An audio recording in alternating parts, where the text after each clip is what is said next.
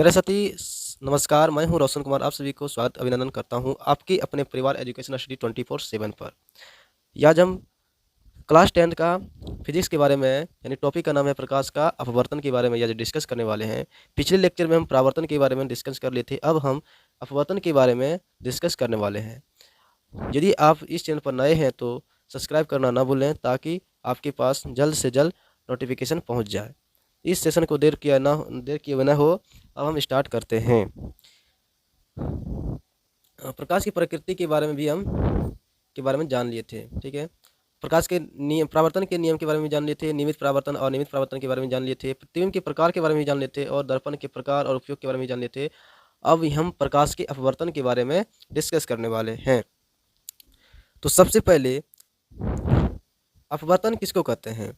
अपवर्तन उसको कहते हैं जब प्रकाश एक माध्यम से दूसरी यानी एक माध्यम से दूसरे माध्यम में प्रवेश करता है तो प्रकाश जिस पथ से मुड़ जाता है तो उसी पथ को क्या कहते हैं, उसी घटना को क्या कहते हैं? अपवर्तन कहते हैं। क्या कहते हैं? और ये प्रकाश जा रहा है, सीधी जा रहा था ना, इसको जाना चाहिए था सीधा, लेकिन सीधा नहीं जाकर ये इधर क्या हुआ, अविलंब से दूर चल गया। यानी इन्हीं को क्या कहते हैं? अपवर्तन। इन्हीं को क्या कहते हैं?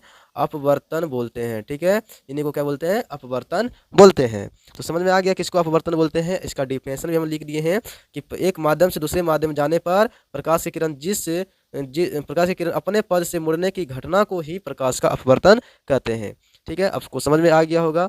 एक होता है और एक विरल माध्यम होता है और दूसरा होता है सघन माध्यम। एक होता है विरल माध्यम, दूसरा होता है सघन माध्यम। सघन माध्यम में जो होता है उसका कण जो होता है पास पास सटा हुआ रहता है, पूरा घनिष्ठ यानी पूरा घन जैसा सटा हुआ रहेगा। विरल माध्यम जो होता है वह उसका कण जो होगा दूर दूर होगा। कैसा होगा? दूर। जब फिगर में आप देख रहे होंगे इसका कण जो होगा दूर दूर होगा और सघन माध्यम में कण क्या होगा? पास पास होगा। और विरल माध्यम जो है इसका जो हवाई निर्वात में इसका मान जो होता है प्रकाश का 3×10⁸ मीटर प्रति सेकेंड होता है। यदि कांच में जो होता है प्रकाश का मान 2×10⁸ मीटर प्रति सेकेंड होता है। पानी में जो होता है 2.25×10⁸ मीटर प्रति सेकेंड। ये जो है इंपॉर्टेंट ऑब्जेक्टिव क्वेश्चन है, यहाँ से क्या हो सकता है? ऑब्जेक्टिव एग्जाम में छप सकता है। तो ये तीनों मेन पॉइंट हैं, इन सभी को आप कॉपी में लिख दीजिए ताकि आपको कठिनाई ना हो सके ऑब्जेक्टिव याद करने में। ठीक है, तब चलते हैं नेक्स्ट स्लाइड पर। हम बताने वाले हैं मुड़ने की दिशा कैसे मुड़ता है। ये जो है ऊपर जो है मान लीजिए यहाँ पर क्या है, एक लाइन खींचा हुआ है। ठीक है, इधर जो यहाँ पर जो है ना विरल माध्यम है और यहाँ पर क्या है? सघन माध्यम है। कहाँ है? ऊपर क्या है? विरल माध्यम है और नीचे जो है सघन माध्यम है। क्या है? सघन माध्यम है। यदि प्रकाश जब विरल माध्यम से सघन माध्यम की ओर आएगा तो सघन माध्यम में सीधा नहीं जाएगा। नहीं, क्या कहेगा? सीधा नहीं जाएगा। क्यों नहीं जाएगा सीधा? क्योंकि सघन माध्यम का जो कण है सब पूरा पास पास है तो उसमें अंदर नहीं जा सकता, इसीलिए इससे टकराकर ये अविलंब की ओर मुड़ जाता है। क्या होता है? जाना चाहिए सीधा, ये चल गया किधर? अविलंब से दूर। ठीक है, उसके बाद जब प्रकाश यहाँ से आया विरल माध्यम में, जब प्रकाश आया विरल माध्यम में, जब विरल माध्यम से सघन माध्यम आएगा तो अविलंब की ओर चल गया। ठीक है, उसके बाद जब सघन माध्यम से विरल माध्यम आएगा, जब सघन माध्यम से विरल माध्यम में आएगा ना प्रकाश, तो अविलंब से ये दूर चल जाएगा। कहाँ चल जाएगा? दूर चल जाएगा। क्यों चल जाएगा अविलंब से दूर? क्योंकि इसका कण क्या है? पास पास नहीं है, पूरा क्या है? दूर दूर है। इसीलिए क्या कण पूरा तेजी से पास कर जाएगा। यदि इसमें पूरा पास पास रहता तो ये कण इसके अंदर नहीं जा सकता, ये क्या जाता? अविलंब की ओर जलता। ठीक है, आप समझ गए होंगे इसके मतलब। ठीक, अपवर्तन के नियम के बारे में हम डिस्कस करने वाले हैं। अपवर्तन के नियम किसको बोलते हैं? तो आपतित किरण और अपवर्तित किरण तथा दोनों माध्यम को अलग करने वाले पृष्ठ पर डाला गया अभिलंब तीनों एक ही तल में होते हैं। मतलब क्या कहता है कि आपतित किरण और अपवर्तित किरण दोनों माध्यम को अलग करने वाले पृष्ठ पर डाला गया अभिलंब तीनों एक ही तल में होता है। नहीं, आपतन कोण और अपवर्तित कोण, यानी आपतन कोण और अपवर्तित कोण जो होगा बीच में डाला गया अभिलंब तीनों क्या होगा? एक ही तल में होगा। उसका दूसरा नियम क्या कहता है? आपतन कोण की जिया और अपवर्तन कोण की जिया की अनुपात एक नियतांक होता है, यानी एक कांस्टेंट होता है। इन्हीं को क्या कहते हैं? अपवर्तन के दूसरे नियम को स्नेल का नियम भी कहा जाता है। अपवर्तन के दूसरे नियम को क्या कहते हैं? स्नेल का नियम भी कहते हैं। तो साइन आई बराबर साइन आर बराबर कांस्टेंट। कांस्टेंट क्या है? माइक्रो या तो एन लिख सकते हैं, माइक्रो यानी तो एन लिख सकते हैं। ठीक है, ये समझ में आ गया होगा। चलिए अब नेक्स्ट स्लाइड पर चलते हैं, अगला स्लाइड की ओर चलते हैं। निरपेक्ष अपवर्तन किसको बोलते हैं? निरपेक्ष अपवर्तनांक किसको बोलते हैं? अपवर्तनांक किसको बोलते हैं? ठीक है, निरपेक्ष अपवर्तनांक किसको बोलते हैं? सबसे पहले देखना है इसका अपवर्तन किसको बोलते हैं। छापे होंगे, अच्छा छूट गया।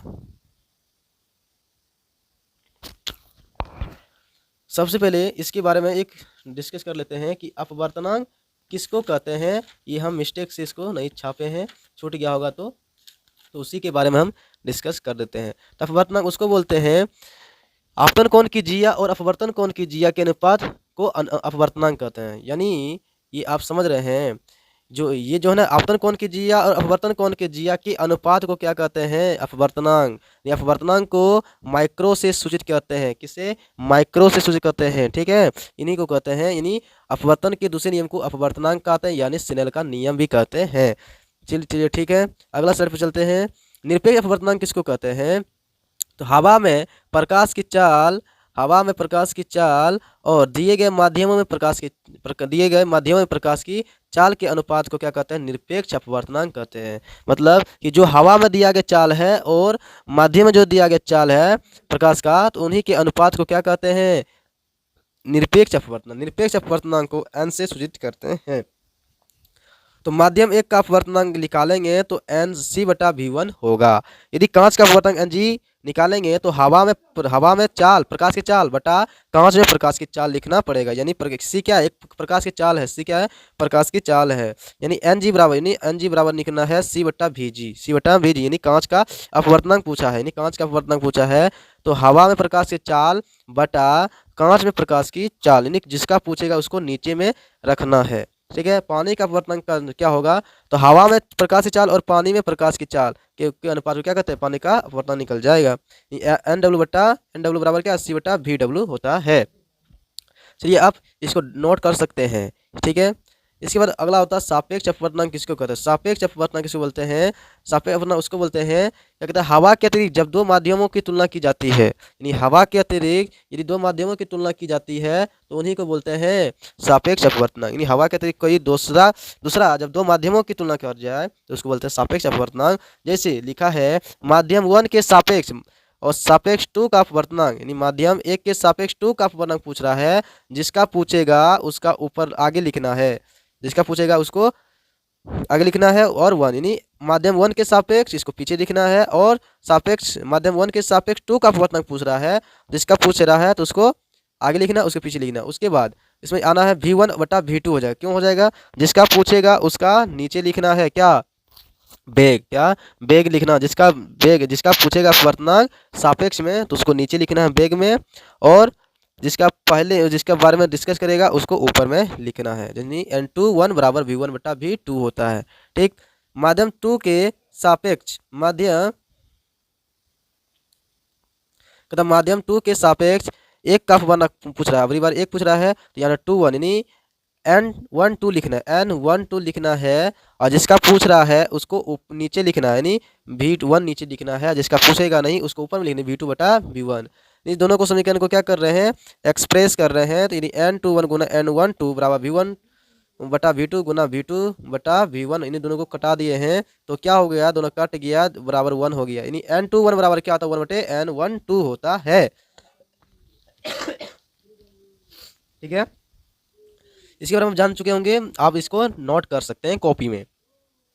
ठीक है, उसके बाद एक नोमरिकल दिया गया है। अब इस नोमरिकल को हम अगले लेक्चर में डिस्कस करने वाले हैं। यदि आपको ये वीडियो अच्छा लगा होगा तो आप कमेंट करके ज़रूर बताएं, ताकि हमको भी अच्छा लगेगा कि हम कैसे आपको पढ़ाएं। ठीक है, तो इस सेशन को अब यहीं तक ख़त्म करते हैं। अब मिलते हैं नेक्स्ट लेक्चर में, तब तक जय हिंद जय भारत। हाँ, यदि इसका आपको PDF चाहिए तो आप मेरे टेलीग्राम चैनल है, एक टेलीग्राम चैनल का नाम क्या है? एजुकेशन स्टडी 24/7 ये सर्च कीजिएगा तो उसको आपको चैनल का नाम मिल जाएगा। तो यहाँ पर इसका PDF मिल जाएगा ताकि आपको लिखने में सुविधा हो और पढ़ने में भी सुविधा हो। तब तक अब मिलते हैं अगले वीडियो में, तब तक जय हिंद, जय भारत, धन्यवाद।